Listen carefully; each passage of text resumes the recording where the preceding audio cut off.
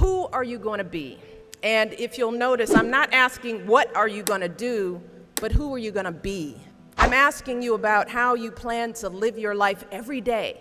How are you going to respond when you don't get that job you had your heart set on? For all of you who are going to be teachers, what are you going to do if the students in your class next year just don't respond to your lessons? For all of you going into business, how will you react when your boss gives you a goal that feels way too high? See, these are the moments that define us.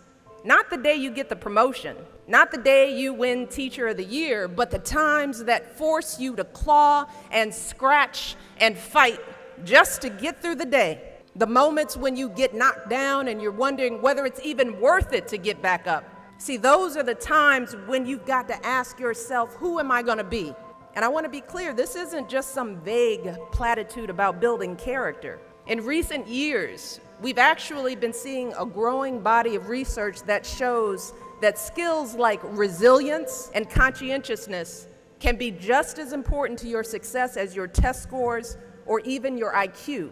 For instance, West Point cadets who scored high on things like grit and determination were more likely to complete basic training than those who ranked high on things like class rank, SAT scores, and physical fitness.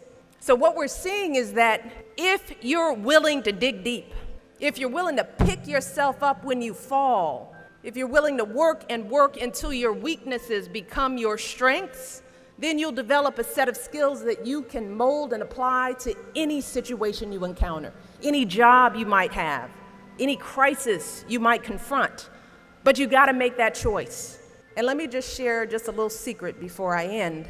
As someone who has hired and managed hundreds of young people over the course of my career, whether it was during my time as a lawyer, as an administrator, as a university, a nonprofit manager, even now as First Lady, I have never once asked someone I was interviewing to explain a test score or a grade in a class. Never. I have never once made a hire just because someone went to an Ivy League school instead of a state school. Never. What I have looked for is what kind of person you are. Are you a hard worker? Are you reliable? Are you open to other viewpoints? Have you stepped outside of your own self-interest to serve others? Have you found a way to serve our country, whether in uniform or in your community? Again and again, I have seen that those are the qualities that I want on my team, because those are the qualities that move our businesses and schools and our entire country forward.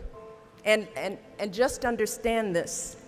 Those are the qualities that you all already embody. They're the values you learned from your parents, from the communities you grew up in. And today, more than ever before, that's what the world needs. Kami mohon bantuan teman-teman untuk subscribe dan like video ini agar bisa menjangkau lebih banyak orang lagi. Setiap dukungan dari teman-teman sekalian akan sangat berarti buat kami. Selamat menikmati konten dari kami. Semoga bermanfaat.